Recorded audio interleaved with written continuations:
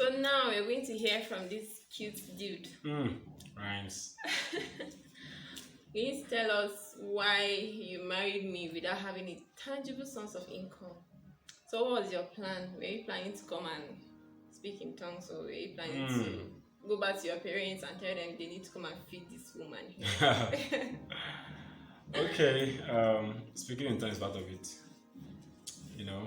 Um, but of course, like we said, finance, finance sponsors romance, and without finance, romance can turn to annoyance.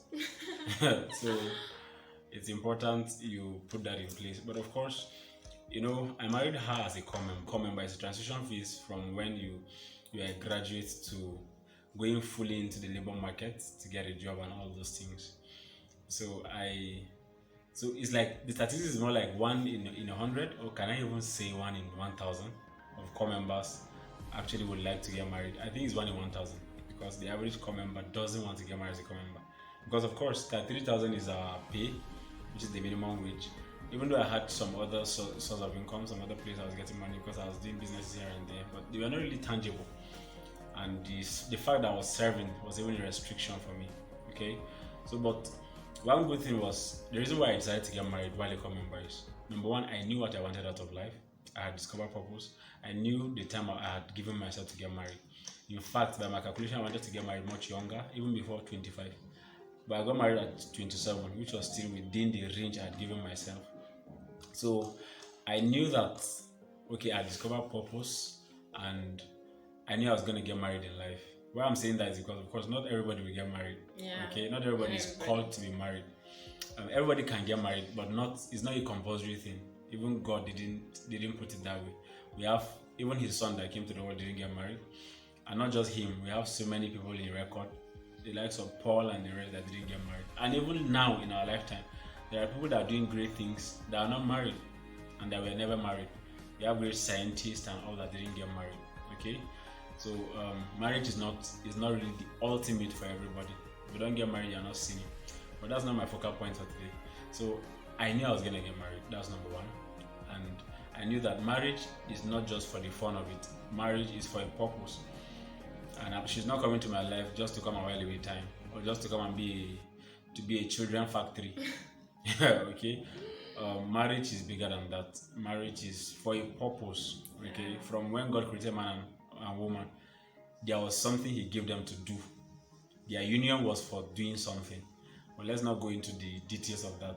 Eventually, we'll enter into scriptures. So I knew I was gonna get married. I had found purpose. And then the second thing for me, I was prepared in the major areas that marriage requires preparation. Spiritually, I knew that, of course, I was going to be a spiritual leader in my home, and I was gonna train the other human beings, other generations are gonna be putting in my hands as caretaker. So, and I needed to have a level of spiritual capacity to be able to accommodate the growth and the grooming of other people in my hands. Okay, and that I acquired via personal work with God, via mentorship, via books, and of course, ultimately the Word of God. Right. Then, my psychological preparation. I ensured I was psychologically ready. Most men can attest to this. That most men right now are afraid. Rather, they are afraid of the commitment that comes with marriage. So they are still psychologically unstable. When you mention marriage to the average woman out there, especially in the Nigerian country, they tell you, "Nala, I've not made money yet." Psychologically, I knew marriage was not really a big deal. I know there is a confidence that comes when you have the adequate preparation for a thing. Yeah. It's just the way soldiers, when soldiers are hungry for war. Have you met a soldier before going to the field for battle? The kind of excitement you will see in this movie is like they already know they are coming back alive. Why? Because they are prepared for it. So it's the same thing with marriage. There's a level of preparation you come to that fear automatically dissipates. So I was psychologically prepared because I knew what it takes to make marriage work. I know the manual, of course, the Word of God that guides on how to make marriage. And I was ready to commit to the rudiment and the modus operandi for marriage. Okay. Then in the level of preparation, financially I was prepared too. which is very important. Marriage, I know from the onset, was not guesswork, was not trial and error. I didn't bring this lady, this beautiful lady, to come and suffer her. As a man, the least I knew I would offer her is the comfort she had before joining my life. That was the least. But of course, I knew she was coming for a greater, sweet and more, and even better adventure. Yeah. Okay, so I had to be prepared financially. And like I always say about financial preparation, it's not really that I had everything in place, but I knew the dynamics around making money.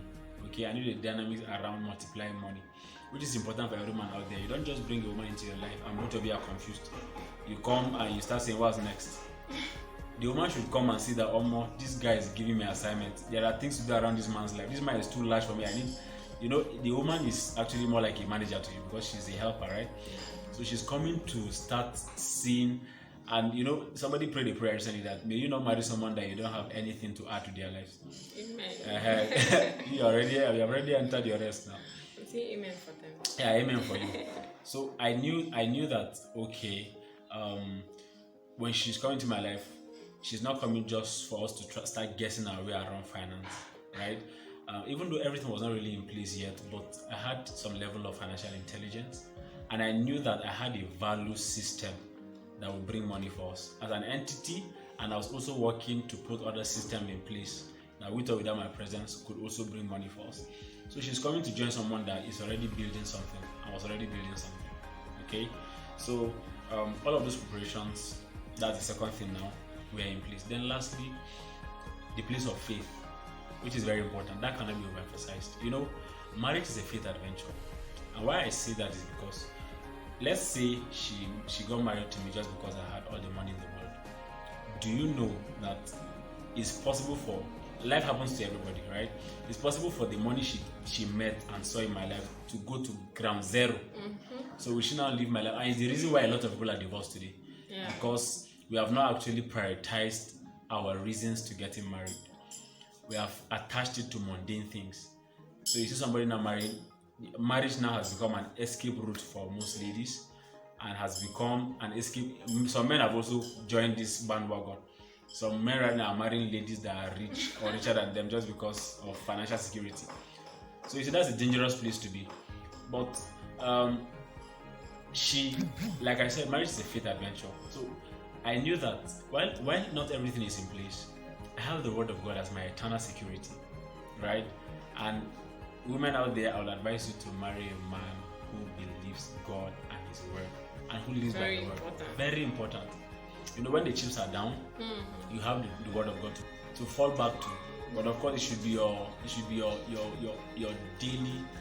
daily go-to.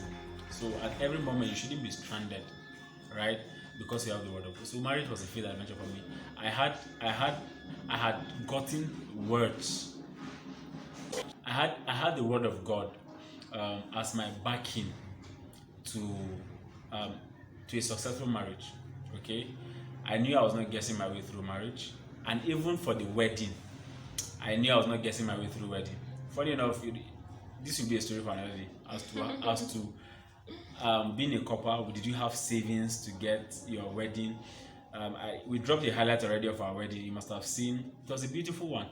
So there were different mechanisms that were in place. The gift of men, relationship, favor, and all of that. The word of God producing for you. So marriage is a faith adventure. Yeah.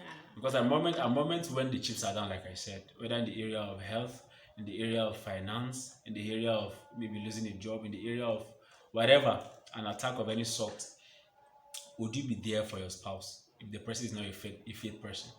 So marriage in itself is a faith adventure. A lot of reasons why a lot of people are not married today, among other things, is fear. Fear in different levels. Fear of the unknown, fear of failure, fear of financial crisis, fear of divorce. You can list all of them. But there is a how. We might not know it all, but we have the word of God to always run back to. And it was the word of God I ran back to that gave me the inspiration, number one, to even get wedded. And as to the how to make the marriage work, there are definite systems, there are definite principles in scriptures that gives the modus operandi as to how to make marriage work.